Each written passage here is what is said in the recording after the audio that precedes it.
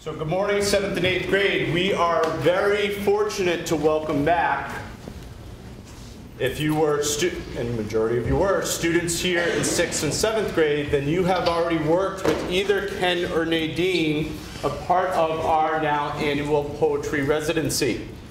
Of course, the poetry residency leads us to a big performance that we have done here the last 3 years on this stage in front of the entire student body.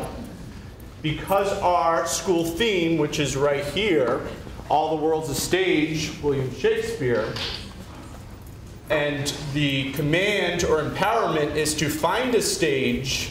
Your ELA teachers, Ken and Nadine, myself, we found many more stages than just this stage.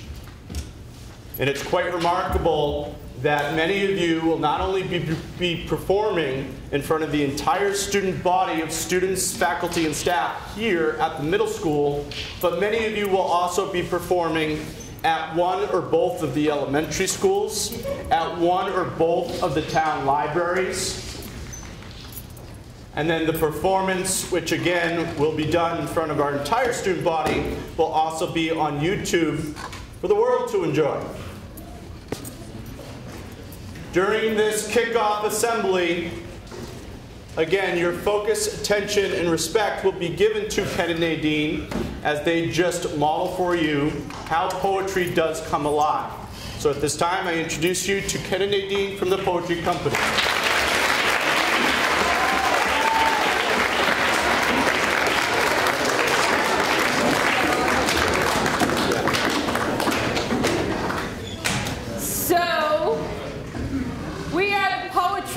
And we like to tell you why we call ourselves something like that. We call ourselves that because we think that the most important thing that we have to offer you is bringing poetry into a completely theatrical realm, but the most important thing is the poetry and not the theater. So we think of ourselves as a poetry company that uses theater, not a theater company that is using poetry. The other thing about being the poetry company that we like is it shortens nicely to POCO. So you can think of us as POCO. And this is your POCO show.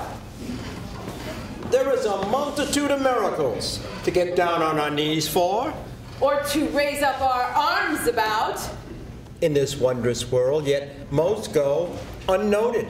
A weed reached up as if begging for attention. A redwood looked down, wanting to help, but alas, the weed could not be seen. Take artichokes, for instance.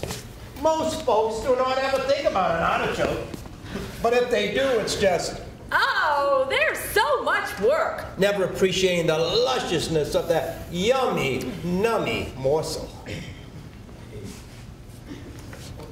A vampire dressed in satin black bit into the back of the gentleman's neck. The gentleman screamed, "Ah!" and then passed out. The vampire smiled while morning approached and hid behind the mirror where the gentleman would dress. Then comes the ant. That little fellow scurrying as if without a purpose. Then the foot stomp. It's gone. And that seemingly blind, dithering yet vital chore remains unknown. A poor yet resourceful man reached into his last pocket only to find a hole. Paused a moment, then went looking for a donut. Look at the air. See it? Of course not. Well, at least we hope not. Breathing in. Breathing out. Never giving one thought. Yet without it we are not. But there goes all that thoughtlessness. At once, the sun and the moon decided to hide. A man woke at noon and found in your nose. This amused the little fellow as he read. Let's play hide and seek. And you're it! But then there is kindness. In all its guises, it can change the world. Make the bad good. The desolate befriended. The despised welcome. Everyone says so. Men and women both write about it. Women and men both read, yet few believe. But take this next minute and remember One kind act. Thank you.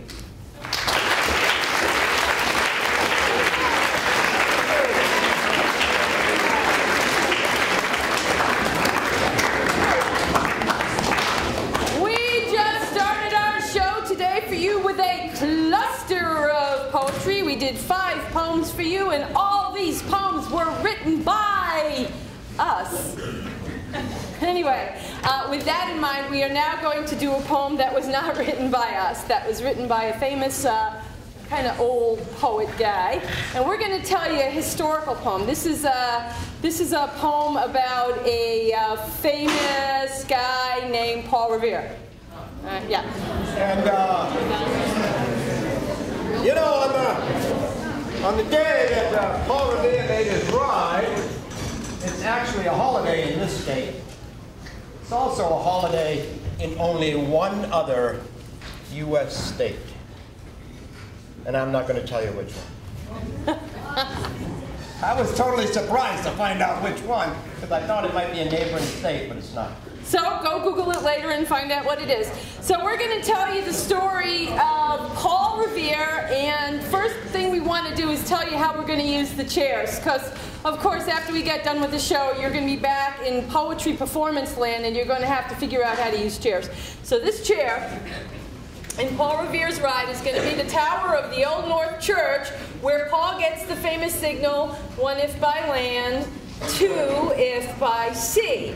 And this chair over here is going to be the rowboat that gets Paul across the bay to the place where he starts the big ride. Now he's going to ride around and he's going to tell the farmers to fight off the British, because all in all this poem is about the Revolutionary War, even though it was written in the Civil War. And that's something else you can read about on your own later on. So anyway, this is Paul Revere's Ride, the Landlord's Tale from the Tales of the Wayside Inn by Henry Wadsworth Longfellow. Listen, my children, and you shall hear of the midnight ride of Paul Revere on the 18th of April in 75. Hardly a man is now alive who remembers that famous day and year. He said to his friend, "If the British march by land or sea from the town tonight, hang a lantern aloft in the belfry arch of the North Church Tower as a signal light. 1 if by land, 2 if by sea. And I, on the opposite shore, will be ready to ride and spread the alarm to every Middlesex village and farm, for the country folk to be up and to arm." Then he said, "Good night." And with muffled oar, silently rowed to the Charlestown shore, just as the moon rose over the bay where, swinging wide at her moorings, lay the Somerset, British man of war, a phantom ship with each mast and spar across the moon like a prison bar, and a huge black hulk that was magnified by its own reflection in the tide. Meanwhile, his friend, through alley and street, wanders and watches with eager ears till, in the silence around him, he hears the muster of men at the barracks door, the sound of arms and the tramp of feet, and the measured tread of the grenadiers marching down to their boats on the shore. Then he climbed the tower of the Old North Church by the wooden stairs with stealthy tread to the belfry chamber overhead, and startled the pigeons from their perch on somber rafters that round him made masses and moving shapes of shade, by the trembling ladder steep and tall to the highest window in the wall, where he paused to listen and look down a moment on the roofs of the town and the moonlight flowing over all. Beneath, in the churchyard, lay the dead, in their night encampment on a hill, wrapped in silence so deep and still that he could hear like a sentinel's tread the watchful night wind as it went, creeping along from tent to tent and seeming to whisper, "All is well." moment only, he feels the spell of the place and the hour and the secret dread of the lonely belfry and the dead. For suddenly, all his thoughts are bent on a shadowy something far away where the river widens to meet the bay, a line of black that bends and floats on the rising tide, like a bridge of boats. Meanwhile, impatient to mount and ride, booted and spurred with a heavy stride, on the opposite shore walked Paul Revere. Now he patted his horse's side, now gazed at the landscape far and near, then impetuous, stamped the earth. He turned and tightened the saddle girth, but mostly he watched with eager search the belfry tower of the old North Church as it rose above the graves on the hill, lonely and spectral and somber and still. And lo, as he looks on the belfry's height, a glimmer, and then a gleam of light.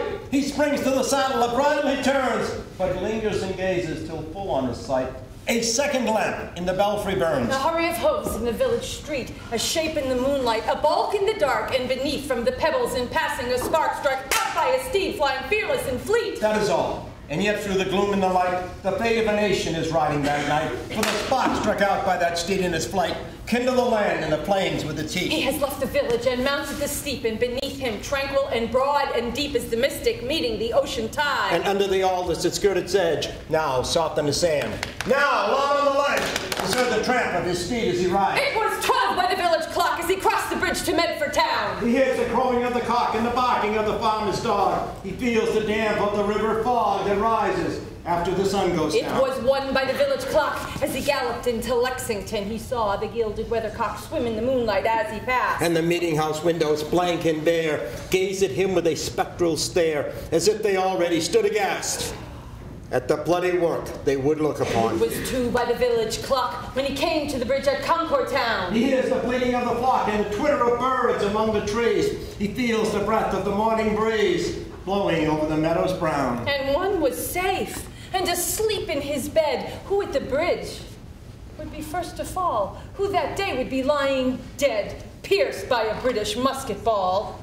You know the rest. In the books you have read how the British regulars fired and fled. How the farmers gave them ball for ball from behind each fence and farmyard wall, chasing the redcoats down the lane. Then crossing the fields to emerge again under the trees at the turn of the road, pausing only to fire and load. So through the night rode Paul Revere. And so through the night went his cry of alarm to every Middlesex village and farm. A cry of defiance and not of fear. A voice in the darkness. A knock at the door. And a word that shall echo forevermore. For born in the night winds of our past. Through all our history. To the last. In the hour of darkness and peril and need. The people will waken and listen to hear the hurrying hoofbeats of that steed and the midnight message of Paul Revere.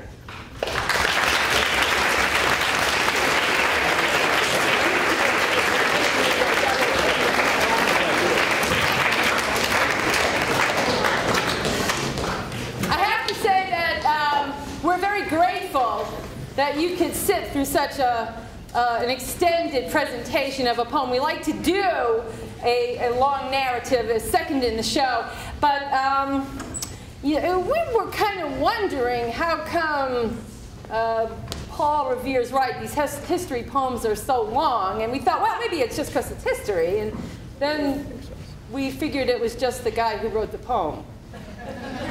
Well, you know his name.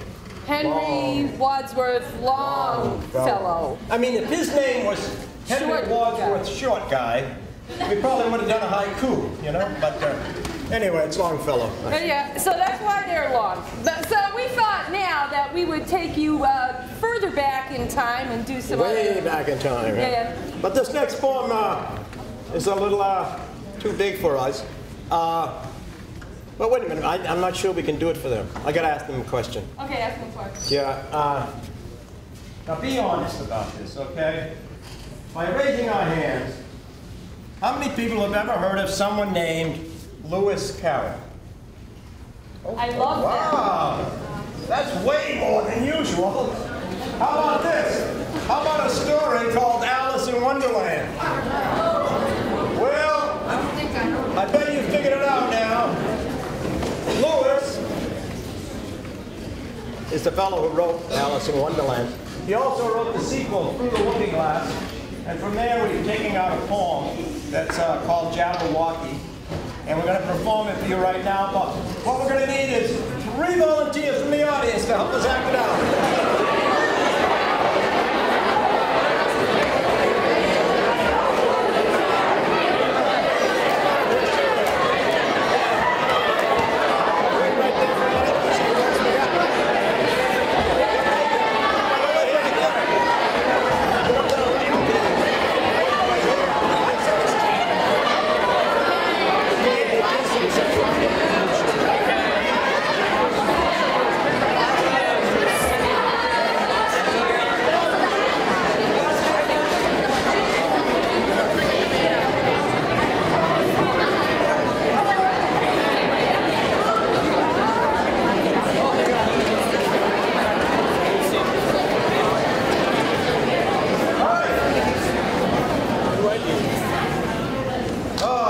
Yes, indeed. All right, we need one more thing from the audience. We need all of you to do something. We need all of you to open up your imagination and move in, okay?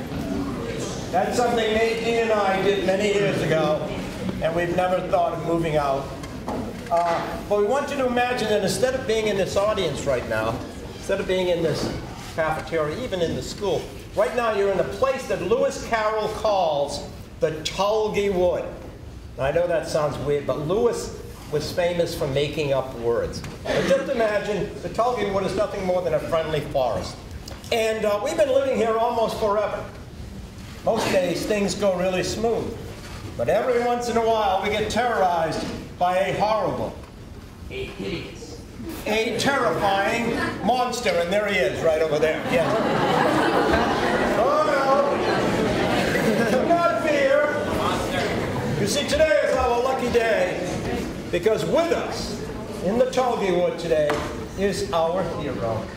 Oh, I'm sorry, a timeout. I did it again. I made a mistake. Okay. I just told you this was poetry, and I told you that Lewis Carroll makes up words. So for all of the audience, for all the people in the audience today, all the ladies in the audience, instead of having a hero today, we're going to have a shero. So put your hands together and welcome Princess Lauren.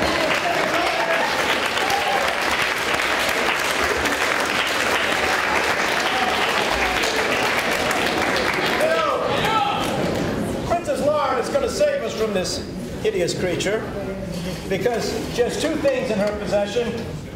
First is her courage. We need you to show off your courage, Lauren. It's all in the way you stand. Pick that chin up. There it is right there.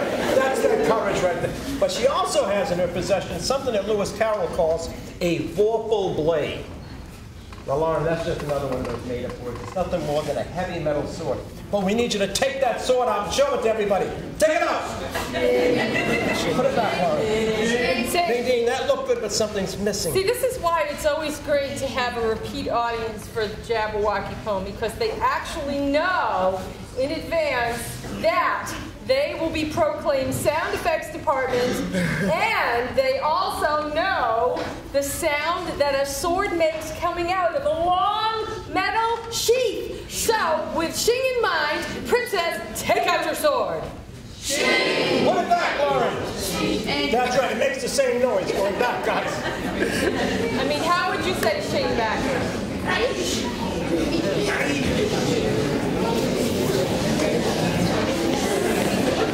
Well, I have to say that, keep thinking about how you would do that. See me later, but not right now.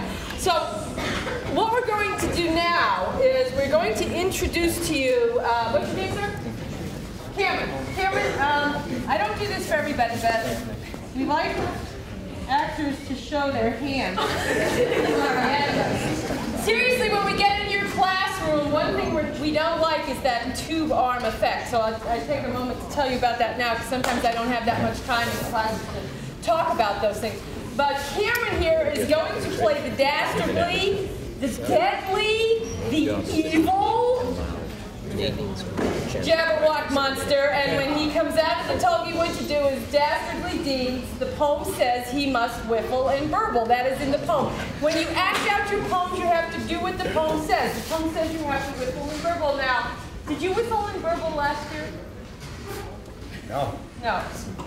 Do you remember how I whiffled in Burbles last year? Well, I'll show you. Well, I know you see, but okay. So I like to start like this.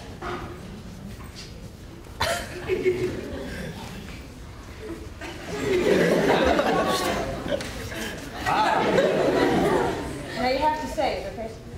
Whiffle, whiffle, whiffle, whiffle. Okay, hit it, Sam. Whiffle. Good, good, good, good. Now the burble part, oh, you can sit this down. The burble part is more like karate, so I see it. Burble, burble, burble, burble, burble. Burble, burble. So, whiffling is burble. Burbling is what the poem says Cameron has to do. Also, you know when you go to a monster movie, and at the end of the monster movie, the monster has to die? Yeah. Well, monster poems are the same way. At the end of the monster poem, the monster must expire. So Cameron, it's not for real. We ask that when you finally pass on, that you try to, in fact, let me move you back a little. Just, this will be your spot. All right, right there, right in the middle. Okay, so you can consider how you're going to die. You can make the death scene as long and dramatic as you would like. All right? And switching is good. Yeah. Now, sir, what's your name? Jason. Jason, stand up. Jason, perhaps because he was taller, is going to play the tree. The tum-tum tree. But the tum-tum tree can't talk and it has an attitude. So when you hear your name in the poem, you have to assert yourself. You will stand and you will grow. You will say tum-tum. Yes, like tum-tum. Yes. Tum-tum. Tum-tum. Tum-tum. Tum-tum.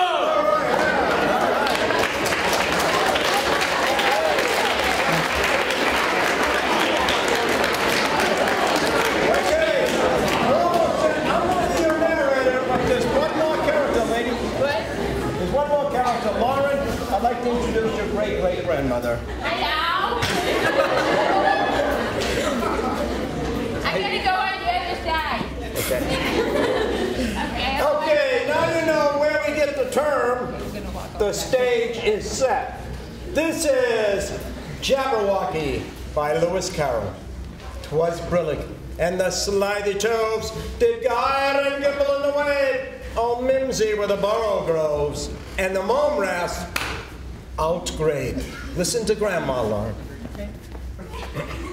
Beware the Jabberwock, my daughter. The jaws that bite. The claws that catch. Beware the jumpers. Oh. Ooh.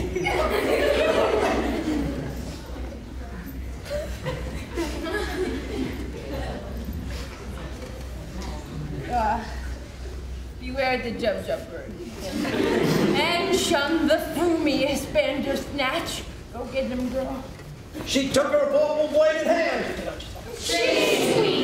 Long time to make some foe. She's like, keep that sword up. Okay. Right through the tulgey wood, nice and carefully. And start looking in this side of the tulgey wood. Come on, don't be afraid. Here you go. Okay. Okay, now as we look in here, Lauren, I have a couple of questions to ask you. Look closely. Do you see the Jabberwock on this side?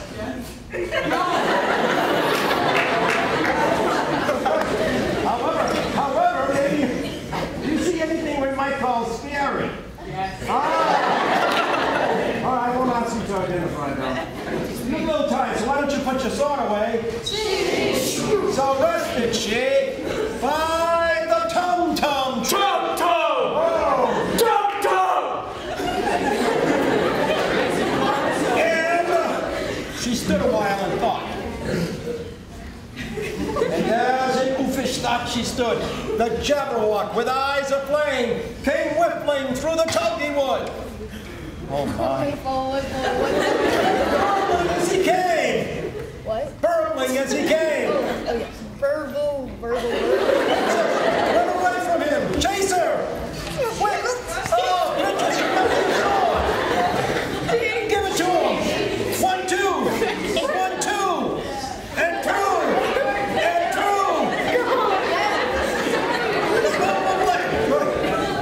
Come on, away. But snicker snack. She left it dead. And with its head. Lauren, you have to cut its head off. Okay. Oh, it rolled over there. Can you pick it up? You got to bring it back to Grandma. Yeah, bring it back to Grandma. She went galumphing back. And have that.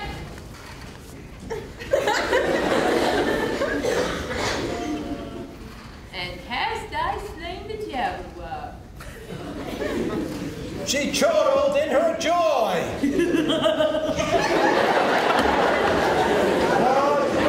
And the slightly toes did go and gibble in the way. All mimsy were the burrow groves, and the mome-rass outgrave. Jabberwock, please come back to life. Tum Tum Tree, please stand. Can we have all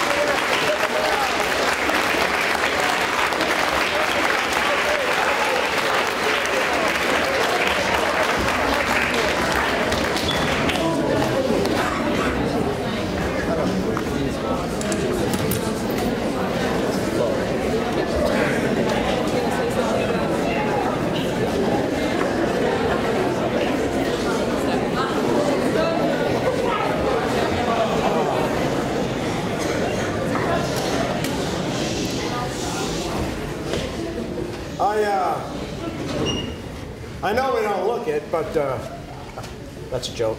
We actually have grandchildren, and one of our grandchildren is in middle school. So this is like having Abigail in the audience. And Abigail wrote a poem, which we loved, and we're going to do for you right now, but we're also going to do 3 other poems in the middle of hers, much like we did the opening, we were putting poems in the middle of another poem. We like to call this whole thing Love Is.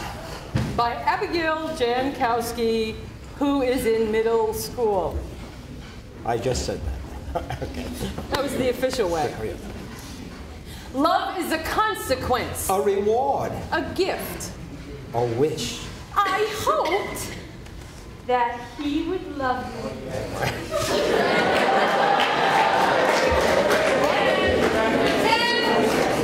And he has kissed my mouth.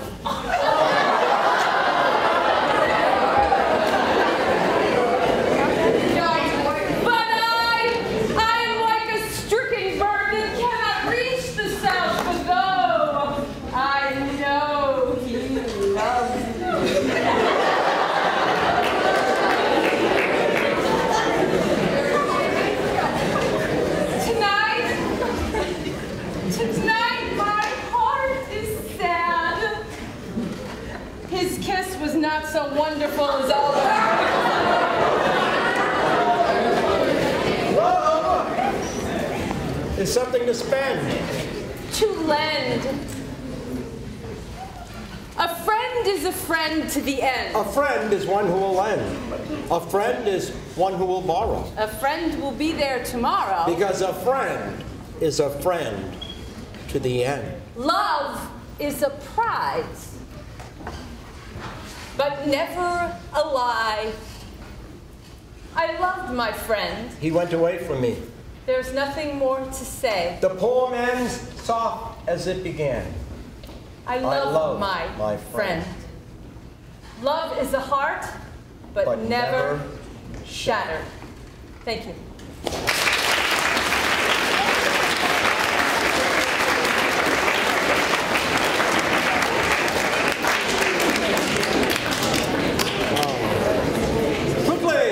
Those other poems that we did in the middle were...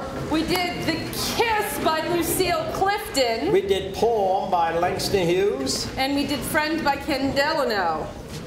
Now, when we looked at your schedule of performances, we were very surprised. We were expecting that even though we were going to do everything in 1 week, that we would be doing a big show at at the end of our time with you on Friday, but that's not the case. So Friday is just a good rehearsal day, and I'm glad of that, looking at all the different places you guys have to go and perform. You have to go over to elementary schools and libraries.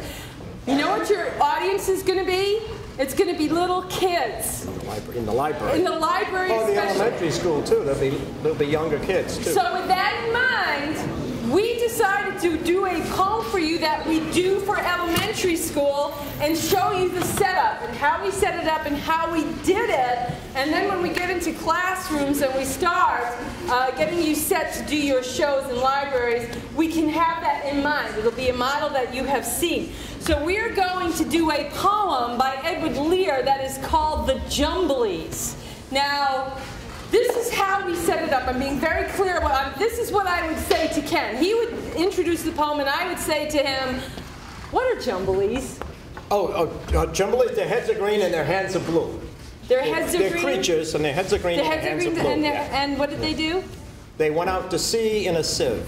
They went out to sea in a sieve? Yeah. What's a sieve? You don't know what a sieve is? No, what's a sieve? Well, I'll tell you. For those who don't know, a sieve is like a colander.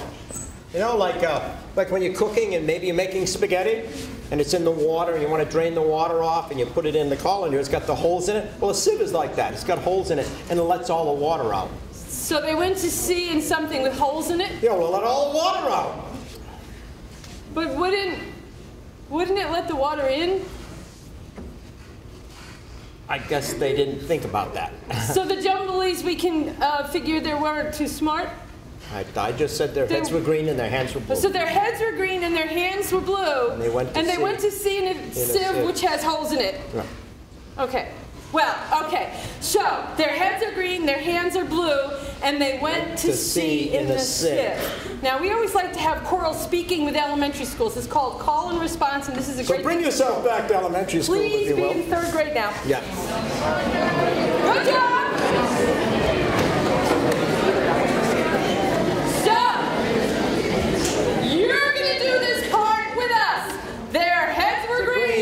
Their hands were blue, and they went to sea in a sieve. One more time.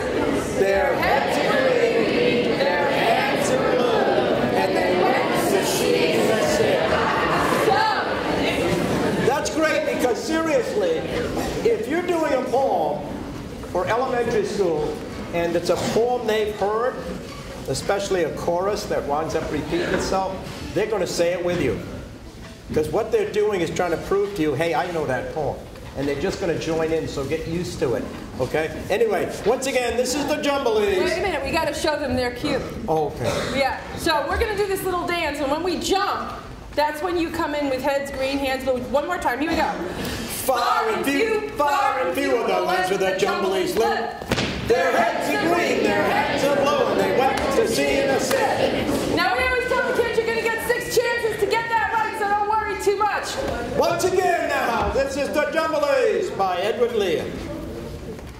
They went to sea in a sieve, they did in a sieve, they went to sea. In spite of all their friends could say, on a winter's morning, a stormy day, in a sieve they went to sea. And when the sieve turned round and round and everyone cried, we'll all be drowned. They cried aloud. Our sieve ain't big, but we don't care a button, we don't care a fig, in a sieve we'll go to sea. Far and few are the lands where the Jumblies live. Their heads are green, their hands are blue, and they went to sea in a sieve. They sailed away in a sieve, they did in a sieve, they sailed so fast. It's only a beautiful pea, Greendale, tied with a ribbon by way of a sail to a small tobacco pipe mast. And everyone said, who saw them go? Oh, won't they be soon upset, you know? The sky is dark, the voyage is long, and heavenward may it's extremely wrong in a sieve to sail so fast. Far and few are the lands where the Jumblies live. Their heads are green, their hands are blue, and they went to sea in a sieve. The water it soon came in, it did. The water it soon came in. So to keep them dry, they wrapped their feet in a pinky paper all folded neat and fastened it down with a pin. And they spent the night in the crockery jar, and each of them said, how wise we are. The sky be dark, and the voyage be long. Yet happen with things that are rash or wrong, while round in our sieve we spin. Far and few are the lands where the Jumblies live. Their heads are green, their hands are blue, they went to sea in a sieve. And all night long they sailed away. And when the sun Timberland went down there. Oh, whistle and wobbled a moon. He sung to the echoing songs of a coppery gong in the shades of the mountains brown. Oh, Timberland, how happy we are when we live in the sip in a crockery jar. And all night long in the moonlight pale, We sailed away with a pea green sail. in the shades of the mountains brown. Far and few of the lands of the jungle is left. Their heads are green, their hands are blue, their heads to sea and a sail. They sailed to the western seas, they did, to the land all covered with trees. And they bought an owl And a useful cart. and a hive of silvery bees And they bought a pig. and some green jackdaws And a lovely monkey with lollipop paws. and 40 bottles of Rin-Marie. And no one to Stilton cheese. Far and few of the lands where the jumblies live. Their heads are green, their hands are blue, they went to sea and a sail. In 20 years, they all came back. In 20 years or more, and everyone said, How tall they've grown, for they've been to the lake in the terrible zone, in the hills that the Chankly bore. So we drank their health and gave them a feast of dumplings made with beautiful yeast. And everyone said if we only live, we too will go to sea in a sieve. Come on down, huh? I can't, I'm too old. Okay, I'll help you. I'll help you. Come on down. We gotta do our dance now, okay? Okay, here we go.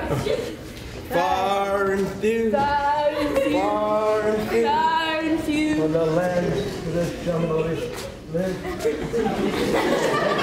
Where are you going? Where are you going? I don't know. One more time!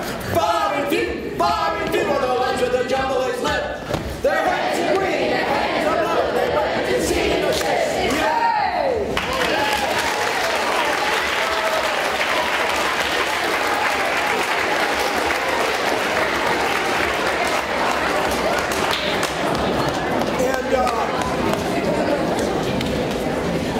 And we know we have to get to the classroom soon, but we want to get you on stage right away. Nadine's going to pick 5 people to come on up to the audience who have not been up yet.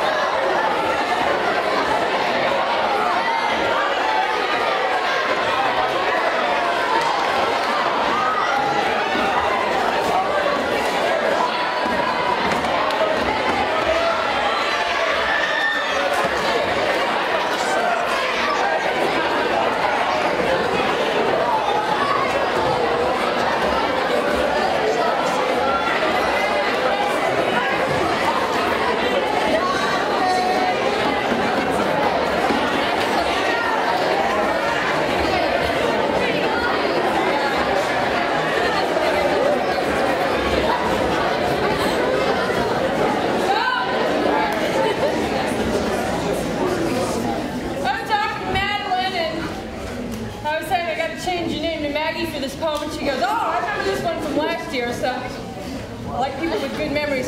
So this is now Maggie, so everybody say hi, Maggie. And Jordan's going to be Millie, so say hi, Millie. Millie? Yeah. No, I won't do it. Lily's going to be Molly. Everybody say hi, Molly. And Kenny will be May. So everybody say, hey, May. Hey! So we have Maggie and Millie and Molly and May. And we're going to go down to the beach to play today. And we're cool. Right? Oh, they're cool. Just for being up here. Right. So we're going to sashay to the beach with our sashay hand, which is out like this. No, just one, otherwise you look like a puppy. So put the other one on your hip because you're cool. Although puppies are cool too when you think about it. Anyway, so we're going to take a step to get to the beach, and when we step, we are going to flip our wrist and say, mm-hmm. Ready? Mm-hmm. And here we are at the beach, and it's great. Did we bring the towels? I don't see them, maybe. I don't see anyone. Let's go get the towels. We're going to get the towels back home. And we have one more person to introduce. introduce? I got my new friend Chris up here, and Chris has a very important job in this form. You see, Chris gets to be our horrible thing. Now, to me, the most horrible thing I could find at the beach would be one of those crabs. Well, we're going to turn Chris. He looks too much like a middle school student. So we're going to turn you into a crab. So bend your knees a little bit, Chris. Get. Oh, that's it. Okay, now, you all have to understand something about crabs. Crabs don't walk, and crabs don't run. They slide sideways.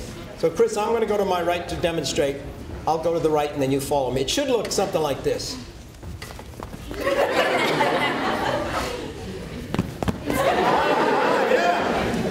You know, Chris is so good, we're going to go back from where we came. We're going to add something. Chris, we're going to do everything we just did, but we're going to blow bubbles at the same time. So it should look and sound like this. Bloop, bloop, bloop, bloop, bloop, bloop, bloop. Bloop, bloop, bloop.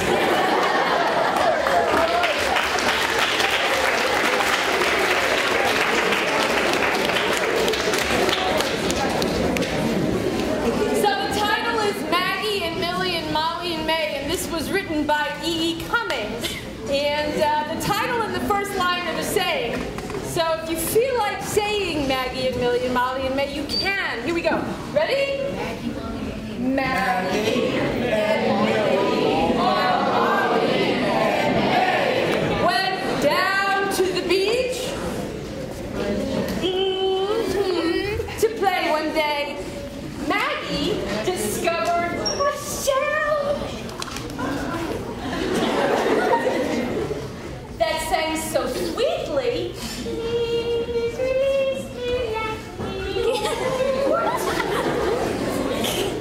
She couldn't remember her troubles, but you have a pocket, so keep. Yeah, that's a nice thing. Millie befriended a stranded star whose raised 5 languid fingers were, and languid means lip.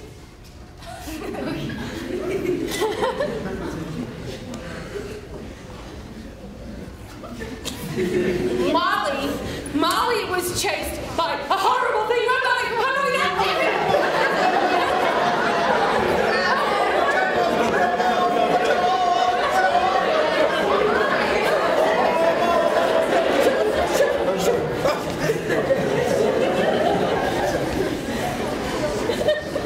That raced sideways while blowing bubbles.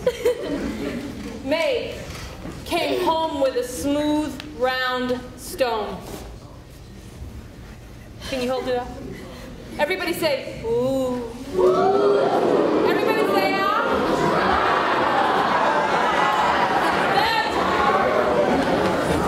That was small as the world and large as a loan. For whatever we lose, like a you or a me, it is always ourselves that we find, including horrible things.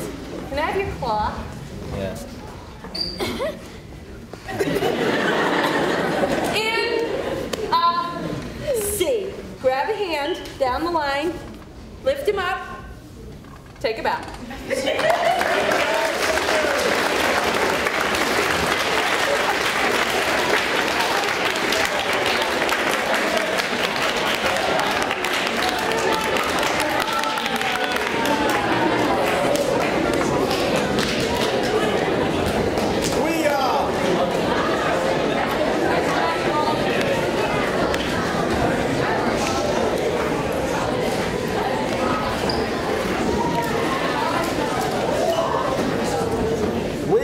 To see all of you in your classrooms, but today we're going to see you for a little less time because we're going to take time off each period for the show. But I know that Mr. Cameron wants to say something before you're actually dismissed. So thank you all, and we'll see you in your classroom.